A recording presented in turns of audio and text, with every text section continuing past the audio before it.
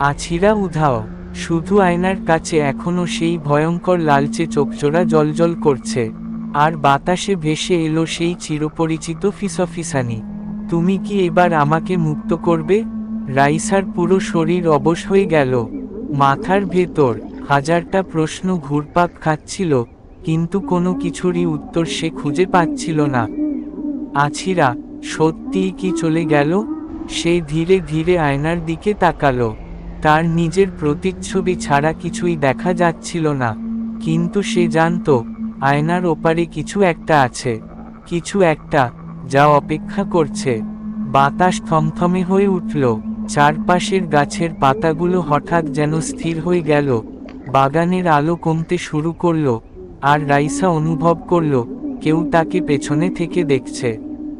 সে ধীরে ধীরে ঘুরে দাঁড়ালো, পেছনে কেউ নেই, তবু অদৃশ্য সেই উপস্থিতি অনুভব করতে পারল।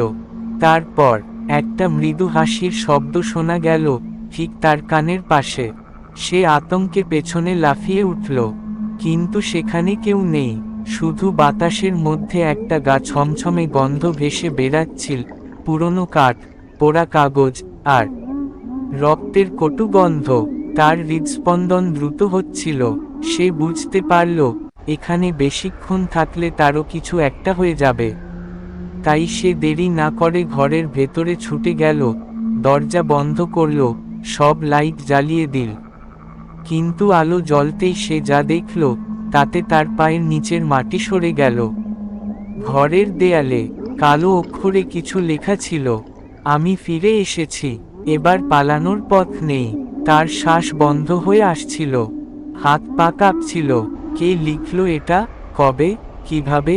সে দ্রুত মোবাইল বের করে আছিরাকে কল দিল। একবার, দুইবার, কোনো উত্তর নেই, কিন্তু তৃতীয়বার রিং হতেই কল রিসিভ হলো। রাইসা দ্রুত বলল, আছিরা, তুই কোথায়? তুই ভালো আছিস তো? ওপাশে কয়েক সেকেন্ড কোনো শব্দ হলো না। তারপর একটা ধীর নিঃশ্বাসের শব্দ শোনা গেল, একটা শ্বাস, যেন কারো গলা ভেজা, অদ্ভুত কাঁপা কাঁপা। তারপর সেই পরিচিত ফিসফিসানি ভেসে এলো, আমি ঠিক আছি রাইসা, এখন তোকে আমার কাছে আসতে হবে।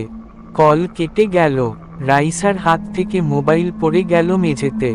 তার মাথার ভেতর একটা কথাই ঘুরছিল, এই কণ্ঠস্বর, এটা কি সত্যিই আছিরার, নাকি তার জায়গায় অন্য কেউ এসেছে? রাইসার শরীর থরথর করে কাঁপছিল, মোবাইলটা হাত থেকে পড়ে গিয়েছিল, কিন্তু সেটা তুলতে পারছিল না। তার হাত পা যেন অবশ হয়ে গেছে। ফোনের ওপাশে যে কণ্ঠস্বরটা শুনল সেটা আছিরার মতো হলেও কোথাও যেন একটা অদ্ভুত পরিবর্তন ছিল। কোনো উষ্ণতা নেই, কোনো আতঙ্ক নেই, বরং এক ধরনের শীতল শূন্যতা, যেন তার বন্ধু না অন্য কেউ কথা বলছিল। বাইরে বাতাসের শো শো শব্দ শোনা যাচ্ছিল, জানালার পর্দা অদ্ভুতভাবে উড়ছিল, যদিও জানালা বন্ধ ছিল। হঠাৎ দরজার ওপাশে চাপা একটা শব্দ হলো, ঠক ঠক। রাইসার নিঃশ্বাস বন্ধ হয়ে এলো, কেউ দরজায় দাঁড়িয়ে আছে। সে ধীরে ধীরে পেছিয়ে গেল, দরজার নিচে ফাঁক দিয়ে ছায়া দেখা যাচ্ছিল, কেউ একজন ঠিক তার ঘরের সামনে অপেক্ষা করছে। তারপর আবার সেই শব্দ, ঠক ঠক। রাইসা, দরজা খোল। সে চমকে উঠল, এটা আছিরার কণ্ঠ, কিন্তু কণ্ঠের ভেতর একটা ঠান্ডা ভাব, অস্বাভাবিক স্থিরতা। দরজা খোল, আমি ফিরে এসেছি। রাইসা কোনো উত্তর দিল না। তুই কি ভয় পাচ্ছিস? সে এবার মুখ খুলল, আছিরা, তুই ঠিক আছিস তো? কয়েক সেকেন্ড কোনো উত্তর আসল না। তারপর ধীরে ধীরে সেই কণ্ঠস্বর বলল, খুব ভালো আছি, তোর জন্য অপেক্ষা করছি। হঠাৎ করেই দরজার হাতল ঘোরার শব্দ হলো। রাইসা আতঙ্কে ঘরের ভেতরে ছুটে গিয়ে বিছানার পাশে রাখা ছোট্ট কাঠের আলমারির পাশে সরে দাঁড়ালো। তার শরীর ঘামতে শুরু করল, নিঃশ্বাস ভারী হয়ে এল। হাতল ঘুরতে ঘুরতে ধীরে ধীরে কাঁপতে লাগলো। তারপর সব চুপচাপ হয়ে গেল। কয়েক মুহূর্ত নীরবতা। তারপর দরজার ফাঁক দিয়ে কেউ একটা ফিসফিস করে বলল, আমি তোকে দেখতে পাচ্ছি। রাইসার মেরুদণ্ড বরফের মতো ঠান্ডা হয়ে গেল। সে কিছু বলার আগেই হঠাৎ করে লাইটটা বন্ধ হয়ে গেল। গভীর অন্ধকারে ঢেকে গেল পুরো ঘর। রাইসা শ্বাসরুদ্ধ হয়ে পড়ল, আর তখনই তার ঘাড়ের ঠিক পাশে একটা শীতল নিঃশ্বাসের অনুভূতি পেল। তার কানের কাছে একটা চাপা ফিসফিসানি, আমি তোকে নিয়ে যাব। রাইসার শরীর জমে গেল, সে নড়তে পারছিল না, চিৎকার করতেও ভয় পাচ্ছিল। তার ঘাড়ের পাশে যে নিঃশ্বাসের শীতল অনুভূতি পেল, সেটা যেন তার দেহ মনের সমস্ত শক্তি শুষে নিচ্ছিল। চারপাশ অন্ধকার, নিস্তব্ধতা এতটাই গভীর যে নিজের হৃদস্পন্দনের শব্দ স্পষ্ট শোনা যাচ্ছিল। তারপর হঠাৎ তার কানের কাছে আবার সেই ফিসফিসানি, এবার আরো গভীর, আরো তীক্ষ্ণ। চোখ বন্ধ করো না, রাইসা, আমি তোমার সামনে দাঁড়িয়ে আছি। রাইসার শ্বাস রুদ্ধ হয়ে এলো। সে জানত সে একা নেই, তার সামনে কেউ একজন দাঁড়িয়ে আছে, খুব কাছে, একদম চোখের সামনে। কিন্তু সাহস করে তাকানোর শক্তি ছিল না। বাতাস থমকে গেছে, সময় থেমে আছে।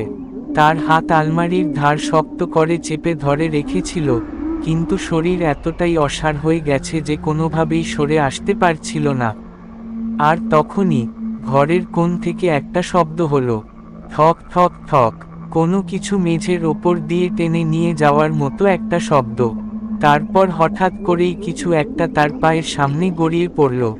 রাইসা আতঙ্কে নিচে তাকালো। তার বুকের ভেতর যেন ধ্বনিত হলো এক প্রবল চিৎকার। কারো একটা হাত, শুধু একটা বিচ্ছিন্ন হাত গড়িয়ে এসে তার পায়ের সামনে থেমে গেছে। তার সারা শরীর কেঁপে উঠল, চোখ বিস্ফারিত হয়ে গেল। এটা কার হাত? হাতটা মৃত, কিন্তু মনে হচ্ছিল যেন সেটা ধীরে ধীরে নড়ছে। তারপর হাতের নখগুলো আঁচড় কাটতে শুরু করলো মেঝের ওপর। একটা বিকট শব্দ হলো, যেন ধাতব কিছু কাচের ওপর ঘষটে যাচ্ছে। রাইসা চিৎকার করতে গিয়েও গলা দিয়ে কোনো শব্দ বের করতে পারল না। তারপর পেছনে থেকে একটা কণ্ঠস্বর এলো, একেবারে মৃদু কিন্তু ভয়ঙ্কর গভীর। এটা আছিরার হাত, তোরও কি চলে আসার সময় হয়নি? তারপরই পেছনে থেকে একটা ঠান্ডা হাত ধরা দিল রাইসার কাঁধে। সে আর কিছু বোঝার আগেই চারপাশের অন্ধকার গিলে ফেলল তাকে। রাইসা অনুভব করল সে একটা ভয়ঙ্কর শীতল অন্ধকারে তলিয়ে যাচ্ছে। শরীরের ভারসাম্য হারিয়ে ফেলেছে, যেন কোনো এক অদৃশ্য শক্তি তাকে নিচের দিকে টেনে নিয়ে যাচ্ছে। তার চিৎকার করার চেষ্টা বিফলে গেল, গলা দিয়ে কোনো শব্দ বের হলো না, শুধু মাথার ভেতরে এক প্রকার ধ্বনি প্রতিধ্বনিত হতে লাগলো, যেন কেউ তার মনকেও দখল করে নিচ্ছে। তার চারপাশে কিছু অস্পষ্ট ছায়া ঘুরে বেড়াচ্ছে, কিন্তু তাদের মুখ নেই, শুধু ফাঁকা, গভীর, অন্ধকার গহ্বরের মতো। সেই ছায়াগুলো ধীরে ধীরে তার চারপাশ ঘিরে ধরল। তখনই একটা পরিচিত কণ্ঠস্বর ভেসে এলো, রাইসা, আমি এখানে। রাইসার বুক ধক করে উঠল। এটা আছিরার কণ্ঠ, কিন্তু কণ্ঠে যেন এক অদ্ভুত শীতলতা, এক অচেনা ভয়াবহতা। সে ধীরে ধীরে উপরের দিকে তাকালো। আছিরা তার সামনে দাঁড়িয়ে আছে, কিন্তু সে আগের মতো নেই। তার চোখ দুটি ছিল একেবারে শূন্য, মুখের একপাশে একটা গভীর কালো দাগ, চুলগুলো এলোমেলো হয়ে একদম মাটিতে গড়িয়ে পড়ছে। সবচেয়ে ভয়ঙ্কর ব্যাপার ছিল, তার মুখে একটা অদ্ভুত অস্বাভাবিক হাসি। আছিরা, তুই ঠিক আছিস? রাইসার কণ্ঠ কাঁপছিল। আছিরা মাথা সামান্য কাত করল, যেন তার কথার মানে বুঝতে পারছে না। তারপর সে ধীরে ধীরে বলল, তুইও আয়না পার হয়ে এসেছিস, তাই না?